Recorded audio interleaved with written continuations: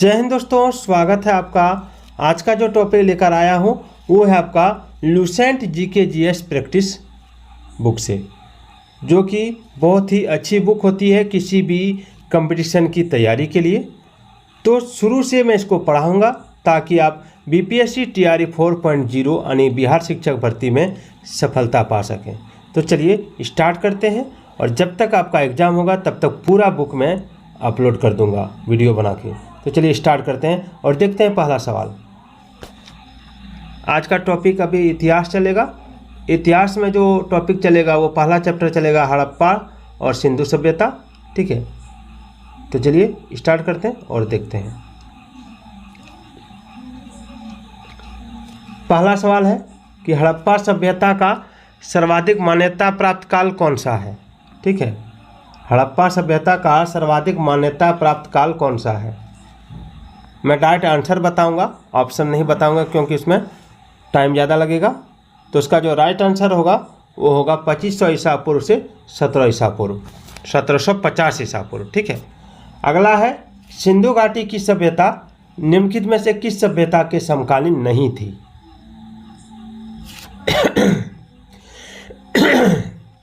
तो आपका ऑप्शन है मिस्र की सभ्यता, मेसोपोटामिया की सभ्यता, चीन की सभ्यता या ग्रीक की सभ्यता।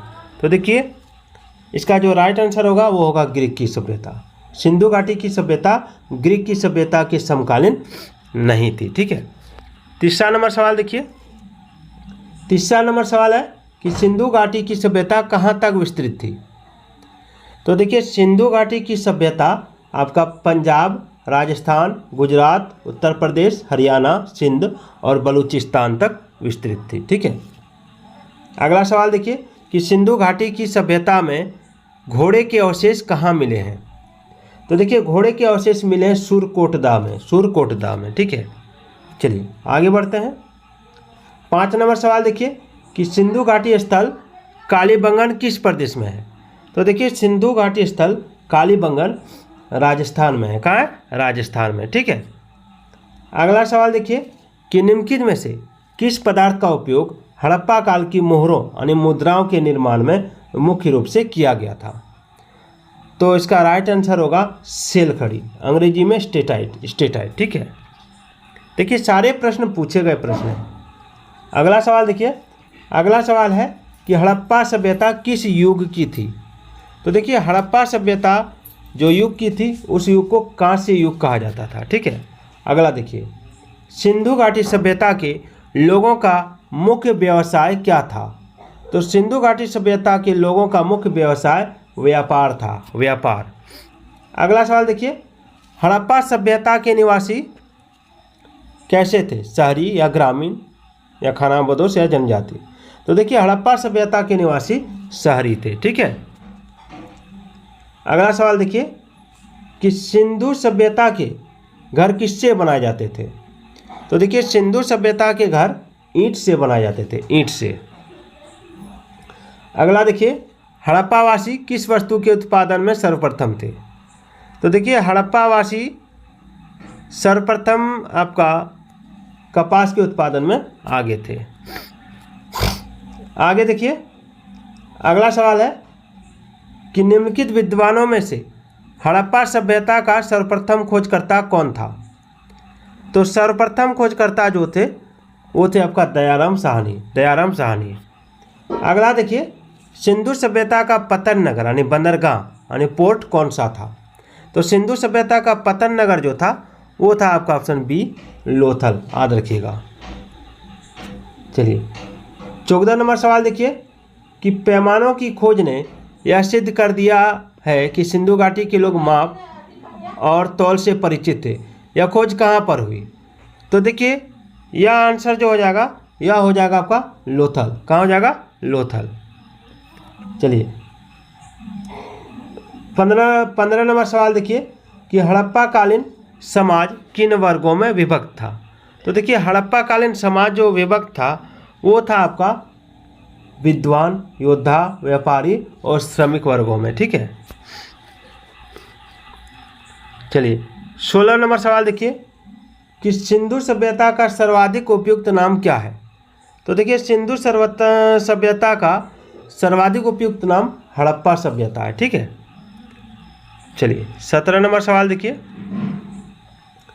कि निम्नलिखित में से कौन सा लक्षण सिंधु सभ्यता के लोगों का सही चित्रण करता है। तो देखिए सिंधु सभ्यता के लोगों का जो सही चित्रण करता है वो है आपका केवल 2। ठीक है, यानी वे देवियों और देवताओं दोनों की पूजा करते थे। चलिए अगला है हड़प्पा सभ्यता की खोज किस वर्ष में हुई थी। तो देखिए हड़प्पा सभ्यता की खोज जो हुई थी वो 1921 में हुई थी दयाराम साहनी जी के द्वारा। अगला सवाल है हड़प्पा सभ्यता के बारे में कौन सी युक्ति सही है। तो देखिए हड़प्पा सभ्यता के बारे में जो युक्ति सही है वो है उन्होंने पशुपति का सम्मान करना आरंभ किया। ठीक है, ये युक्ति सही है। हड़प्पा के लोगों की सामाजिक पद्धति क्या थी। तो हड़प्पा के लोगों की जो सामाजिक पद्धति थी वो थी उचित समतावादी। ठीक है, अगला है सिंध का नकली स्थान यानी बाग हड़प्पा सभ्यता के किस पुरास्थल को कहा गया है। तो देखिए इसका राइट आंसर होगा मोहनजोदड़ो को। अगला सवाल है हड़प्पा सभ्यता के संपूर्ण क्षेत्र का आकार किस प्रकार का था। तो देखिए हड़प्पा सभ्यता के संपूर्ण क्षेत्र का आकार त्रिभुजाकार था, याद रखिएगा। 23 नंबर सवाल देखिए सूची 1 को सूची 2 से सुमेलित कीजिए। ठीक है, सूची 1 को सूची 2 से सुमेलित करना है। हड़प्पा जो है ये रावी नदी के किनारे, मोहनजोदड़ो सिंधु नदी के किनारे, लोथल भोगवा नदी कालीबंगा घग्गर नदी के किनारे अवस्थित है, याद रखिएगा। 24 नंबर सवाल देखिए कि हड़प्पा सभ्यता के अंतर्गत हल से जोते गए खेत का साक्ष्य कहाँ से मिला है। तो हल से जोते गए खेत का साक्ष्य जो मिला है वो मिला है आपका कालीबंगा से, याद रखिएगा। कहाँ से? कालीबंगा से। 25 नंबर सवाल देखिए कि सिंधु सभ्यता के ईंटों का अलंकरण किस स्थान से मिला है। तो सिंधु सभ्यता के ईंटों का अलंकरण कालीबंगा से मिला है। 26 नंबर सवाल है कि मोहनजोदड़ो कहाँ स्थित है। तो देखिए मोहनजोदड़ो जो स्थित है ये है आपका सिंध में। 27 नंबर है कि सिंधु सभ्यता में बृहत स्नानागार पाया गया है। कहाँ पाया गया है? तो ये पाया गया आपका मोहनजोदड़ो में, याद रखिएगा। चलिए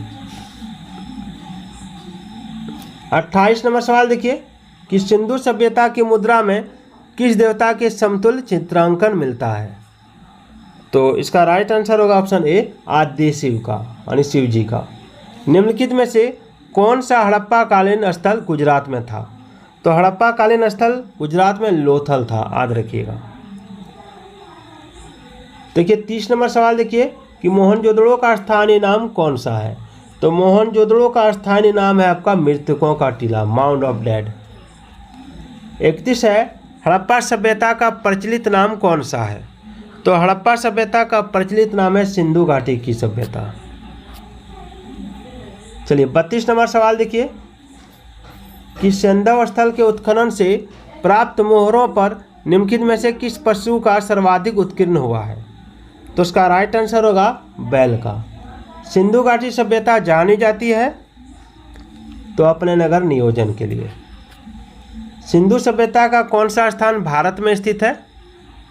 तो उसका राइट आंसर जो होगा वो होगा ऑप्शन सी लोथल। भारत में खोजा गया सबसे पहला और पुराना शहर कौन सा था।